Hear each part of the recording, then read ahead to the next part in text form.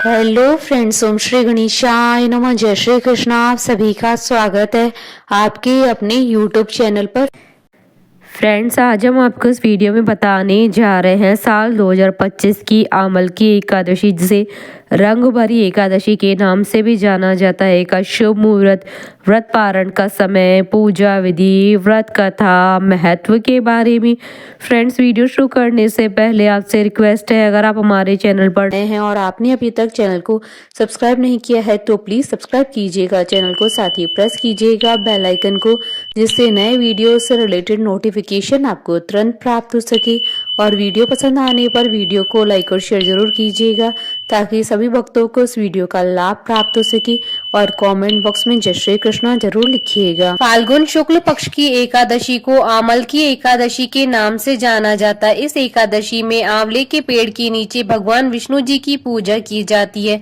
मान्यता है कि इस व्रत को करने से सभी प्रकार के पाप नष्ट हो जाते हैं और मोक्ष की प्राप्ति होती है। इस दिन व्रत रखने से 1000 गोदान के फल के बराबर पुण्य की प्राप्ति होती है। आमल की एकादशी का हिंदू धर्म में विशेष महत्व होता है। आमल की यानी आंवला, शास्त्रों में आंवला को श्रेष्ठ स्थान प्राप्त है। मान्यता है कि श्री हरि विष्णु ने जब सृष्टि की रचना के लिए ब्रह्मा को जन्म दिया तो उस समय उन्होंने आंवले के वृक्ष को भी जन्म दिया। आंवले को भगवान विष्णु ने आदि वृक्ष के रूप में प्रतिष्ठित किया। इसके हर अंग में ईश्वर का स्थान माना गया है। मान्यता है कि आमल की एकादशी के दिन आंवला और श्री हरि विष्णु की पूजा करने से मोक्ष की प्राप्ति होती है। मान्यता है कि जो लोग स्वर्ग और मोक्ष की कामना रखते हैं उनको आमल की एकादशी के दिन आंवले के वृक्ष के नीचे बैठकर भगवान विष्णु की आराधना करनी चाहिए। कहते हैं कि आंवला भगवान विष्णु जी का प्रिय फल है। आंवले के वृक्ष में भगवान विष्णु जी का निवास माना जाता है। पद्म पुराण के अनुसार आमल की एकादशी का व्रत करने से सैकड़ों तीर्थ दर्शन के समान पुण्य प्राप्त होता है। समस्त यज्ञों के बराबर फल देने वाले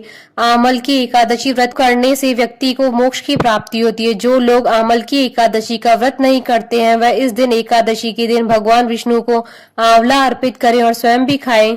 शास्त्रों के अनुसार आमल की एकादशी के दिन आंवले के सेवन करना बहुत ही लाभकारी होता है। इस दिन आंवले का उपटन, आंवले के जल से स्नान, आंवले का पूजन, आंवले का भोजन और आंवले का दान करना चाहिए। होली से पहले आने वाली इस एकादशी को रंग भरनी एकादशी के नाम से भी जाना जाता है।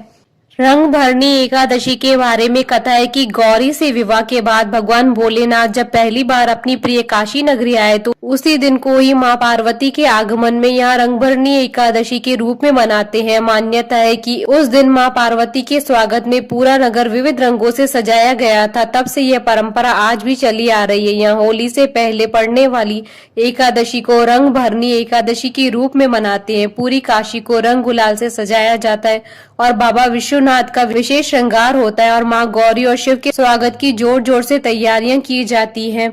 आमल की एकादशी के साथ एक और कथा जुड़ी है। उसके अनुसार राजस्थान के सीकर में खाटू श्याम के दर्शन देने की कहानी है। मान्यता है कि इसी दिन पहली बार श्याम कुंड में बाबा श्याम का मस्तक प्रकट हुआ था। तब से होली के पहले पड़ने वाली इस एकादशी के मौके पर खाटू धाम में मेले का आयोजन होता है, जहां श्रद्धालु खाटू श्याम के दर्शन करके पूजा पाठ करते हैं और उनसे अपने घर परिवार की सुख समृद्धि की प्रार्थना करते हैं।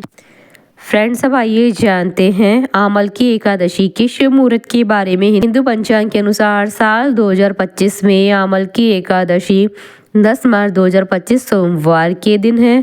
फाल्गुन शुक्ल एकादशी तिथि प्रारंभ होगी 9 मार्च 2025 को सुबह 7:45 पर और फाल्गुन शुक्ल एकादशी तिथि का समापन होगा 10 मार्च 2025 को सुबह 7:44 पर।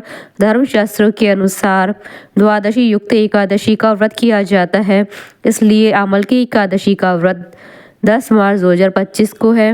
व्रत पारण का समय रहेगा 11 मार्च 2025 को सुबह 6:35 से सुबह 8:13 तक। हरिवासर समाप्ति का समय रहेगा 11 मार्च 2025 को सुबह 8:13 पर। इस दिन पूरे ही दिन सर्वार्थ सिद्धि योग का शुभ संयोग भी बन रहा है। फ्रेंड्स, आप हमारे चैनल पर ज्वाइन बटन को दबाकर हमारे चैनल के मेंबर भी बन सकते हैं। हम हमारे चैनल के मेंबर्स के कमेंट्स को टॉप प्रायोरिटी पर रखकर उनका रिप्लाई करते हैं। फ्रेंड्स, अब आइए जानते हैं आमल की एकादशी की पूजन विधि के बारे में।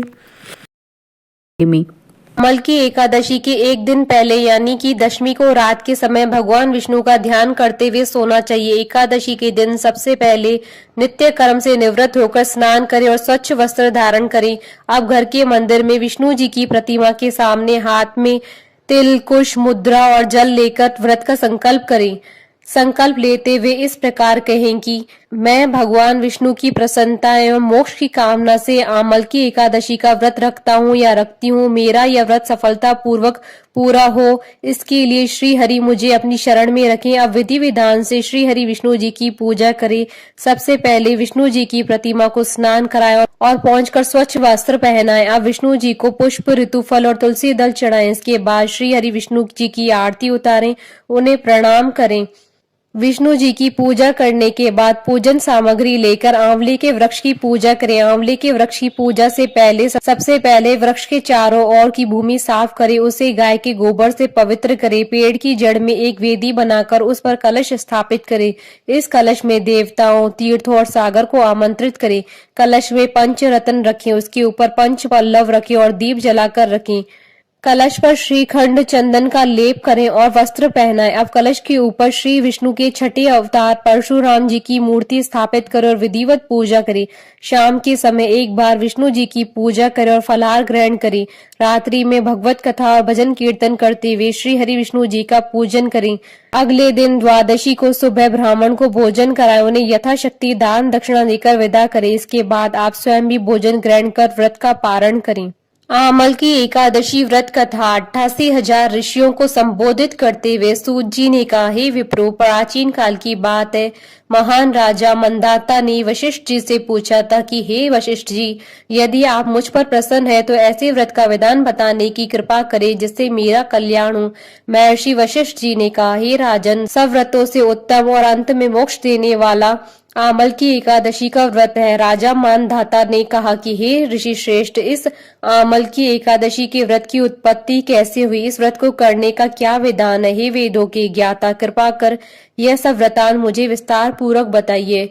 महर्षि वशिष्ठ जी ने कहा, हे राजन, मैं तुम्हारे समक्ष विस्तार से इस व्रत का वृतांत कहता हूँ। यह व्रत फाल्गुन मास के शुक्ल पक्ष में होता है। इस व्रत के फल से सभी पाप समूल नष्ट हो जाते हैं। इस व्रत का पुण्य 1000 गोदान के फल के बराबर है। आमल की आंवले की महत्ता उसके गुणों के अतिरिक्त इस बात में भी है कि इसकी उत्पत्ति भगवान विष्णु के श्रीमुख से हुई है। अब मैं आपको एक पौराणिक कथा सुनाता हूँ, ध्यान पूर्वक श्रवण करो। प्राचीन समय में वैदिक नामक एक नगर था। उस नगर में ब्राह्मण, वैश्य, क्षत्रिय, शूद्र चारों वर्ण के लोग प्रसन्नता पूर्वक रहते थे। नगर में सदैव वेद ध्वनि गूंजा करती थी। उस नगरी में कोई भी पापी, दुराचारी, नास्तिक आदि न था। उस नगर में चैत्रथ नामक चंद्रवंशी राजा राज्य करता था। वह उच्च कोटि का विद्वान तथा धार्मिक प्रवृत्ति का व्यक्ति था। उसके राज्य में कोई भी गरीब न था और न ही कंजूस। उस राज्य के सभी लोग विष्णु भक्त थे। वहां के छोटे बड़े सभी निवासी प्रत्येक एकादशी का उपवास करते थे। एक बार फाल्गुन माह के शुक्ल पक्ष की आमल की नामक एकादशी आई।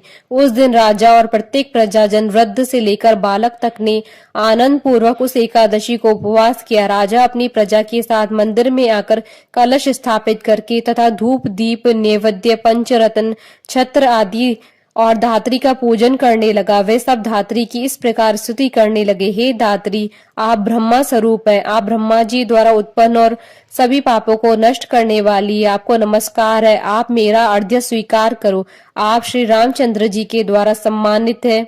मैं आपसे प्रार्थना करता हूँ कि मेरे सभी पापों को हरण कर। उस मंदिर में रात को सभी ने जागरण किया। रात के समय उस जगह एक बहेलिया आया।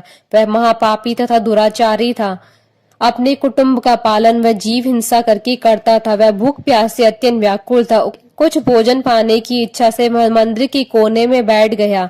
उस जगह बैठकर वह भगवान विष्णु जी की कथा तथा एकादशी महात्म्य सुनने लगा। इस प्रकार इस बहेलिये ने सारी रात अन्य लोगों के साथ जागरण कर व्यतीत की। प्रातः काल सभी लोग अपने अपने निवास पर चले गए। इसी प्रकार वह बहेलिया भी अपने घर चला गया और वहां जाकर भोजन किया। कुछ समय बीतने के पश्चात उस बहेलिये की मृत्यु हो गई। उसने जीव हिंसा की थी। इस कारण हालांकि वह घोर नरक का भागी था, परंतु उस दिन आमल की एकादशी का व्रत तथा जागरण के प्रभाव से उसने राजा विदुरथ के यहाँ जन्म लिया। उसका नाम वसुरथ रखा गया। बड़ा होने पर वह चतुरंगनी सेना सहित तथा धन धान्य से युक्त होकर 10 सहस्त्र गांवों का संचालन करने लगा। वह तेज में सूर्य के समान, कांति में चंद्रमा के समान, वीरता में भगवान विष्णु के समान तथा क्षमा में पृथ्वी के समान था। वह अत्यंत धार्मिक, सत्यवादी, कर्मवीर और विष्णु भक्त था। वह प्रजा का समान भाव से पालन करता था। दान देना उसका नित्य कर्म था। एक बार राजा वसुरथ शिकार खेलने के लिए गया। देव योग से वन में वह रास्ता भटक गया और दिशा का ज्ञान न होने के कारण उसी वन में एक वृक्ष के नीचे सो गया। कुछ समय पश्चात पहाड़ी डाकू वहां आए और राजा को अकेला देखकर मारो मारो चिल्लाते हुए राजा वसुरथ की ओर दौड़े। वह डाकू कहने लगे कि इस दुष्ट राजा ने हमारे माता पिता, पुत्र पौत्र आदि समस्त संबंधियों को मारा है तथा देश से निकाल दिया। अब हमें इसे मारकर अपने अपमान का बदला लेना चाहिए। इतना कह वे डाकू राजा को मारने लगे, उस पर अस्त्र शस्त्र से प्रहार करने लगे। उन डाकुओं के अस्त्र शस्त्र राजा के शरीर पर लगते ही नष्ट हो जाते और राजा को पुष्पों के समान प्रतीत होते। कुछ देर बाद प्रभु इच्छा से उन डाकुओं के अस्त्र शस्त्र उन्हीं पर प्रहार करने लगी, जिससे वे सभी मूर्छित हो गए। उसी समय राजा के शरीर से एक दिव्य देवी प्रकट हुई। वह देवी अत्यंत सुंदर थी तथा सुंदर वस्त्रों तथा आभूषणों से अलंकृत थी। उसकी बकुटी टेढ़ी थी, उसकी आंखों से क्रोध की भीषण लपटें निकल रही थी। उस समय वह काल के समान प्रतीत हो रही थी। उसने देखते ही देखते उन सभी डाकुओं का समूल नाश कर दिया। नींद से जागने पर राजा ने वहां अनेक डाकुओं को मृत देखा। वह सोचने लगा कि किसने इन्हें मारा, इस वन में कौन मेरा हितैषी रहता है। राजा वसुरथ ऐसा विचार ही कर रहा था, तभी आकाशवाणी हुई, हे राजन, इस संसार में भगवान विष्णु के अतिरिक्त तेरी रक्षा कौन कर सकता है। इस आकाशवाणी को सुनकर राजा ने भगवान विष्णु का स्मरण कर उन्हें प्रणाम किया, फिर अपने नगर को वापस आ गया और सुखपूर्वक राज्य करने लगा। महर्षि वशिष्ठ ने कहा, हे राजन, यह सब आमल की एकादशी के व्रत का प्रभाव था। जो मनुष्य एक भी आमल की एकादशी का व्रत करता है वह प्रत्येक कार्य में सफल होता है और अंत में वैकुंठ धाम को पाता है।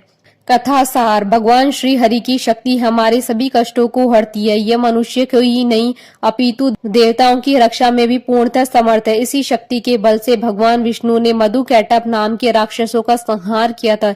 इसी शक्ति से उत्पन्न एकादशी बनकर मुर नामक असुर का वध करके देवताओं की कष्ट को हरकर उन्हें सुखी किया था। बोलिए भगवान श्री हरि विष्णु जी की जय, सनातन धर्म की जय। हमारे साथ इस वीडियो में अंत तक बने रहने के लिए आपका धन्यवाद। ओम श्री गणेशाय नमः। जय श्री कृष्णा।